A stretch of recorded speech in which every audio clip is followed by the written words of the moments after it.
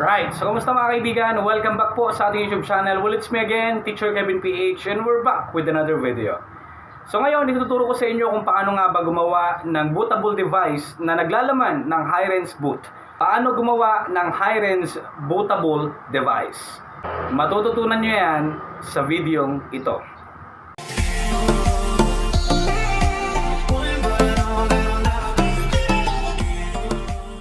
Una sa lahat mga kaibigan, syempre kailangan muna nating i-download yung dalawang bagay. Una, Rufus.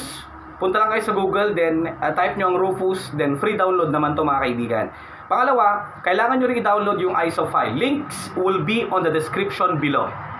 Una sa lahat mga kaibigan, meron tayong dalawang bagay na kailangan dito, no? Una sa lahat, yung Rufus. Yun yung gagamitin nating software para makagawa ng bootable device. Punta lang kayo sa Google, i-type nyo ang Rufus. Then free download naman yan, pwede nyo siyang i-download mga kaibigan. Alright? Then after that, syempre kailangan din natin ng ISO file para sa Hi-Rens boot CDPE. Link will be in the description below. Free download din po yan mga kaibigan. Pagkatapos nyo ma-download ang Rufus at Hi-Rens boot CDPE, i-install nyo rin syempre yung Rufus. Alright? Then after that, isaksak nyo yung flash drive niyo. Punta tayo dito. Hanapin nyo yung Rufus mga kaibigan. Palakihan ko lang to. Sa akin nandito. Operating systems. Yan. So Windows 10 bootable. Ito yung Rufus mga kaibigan. Ito yan. Right click niyo yan. And then run as administrator natin. Yes. So again, dapat meron kayong flash drive na at least 16 GB mga kaibigan para mas safe siya. Okay. Then after that, select natin dito. Hanapin natin yung ISO file na gusto natin gamitin. Dito, gagamitin natin yung Hi-Rens boot CDPE. Yan. So nandito yung sa akin mga kaibigan. Ito yon. Open. And then depende na sa inyo mga kaibigan kung anong gagawin niyo. If possible, dalawa, no? Dalawang flash drive yan.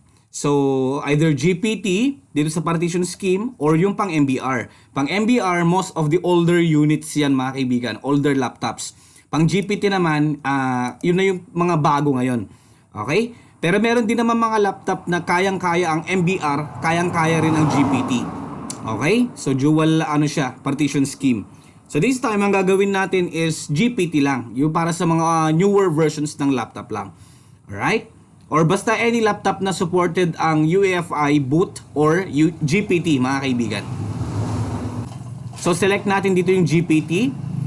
Then after that, pwede nating palitan yung volume label dito, yung pangalan ng ating bootable device. Hi-Rens boot.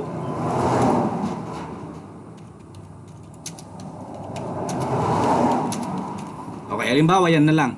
Then after that, wala na tayong ibang gagalawin dyan mga kaibigan.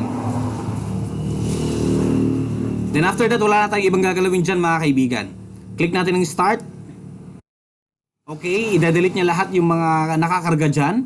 Okay, then dito, sa part na to, ang kailangan na lang natin gawin mga kaibigan is hintayin na matapos ito. Makikita natin itong start. Mamaya, pag naka 100% na yan mga kaibigan, magpapakita na itong start, pwede na natin i-eject yung ating flash drive, no? Magsisilbi na yan bilang bootable device natin na may laman na Hi-Rens boot CDPE. So, ganoon lang kasimple. Hindi ko natatapusin to. Basta tapusin nyo lang tong prosesong to mga kaibigan hanggang sa mag 100% siya, then you're good to go. So, hanggang dito lang muna. Maraming salamat po sa inyong panonood at huwag nyo pong kakalimutan mag-subscribe.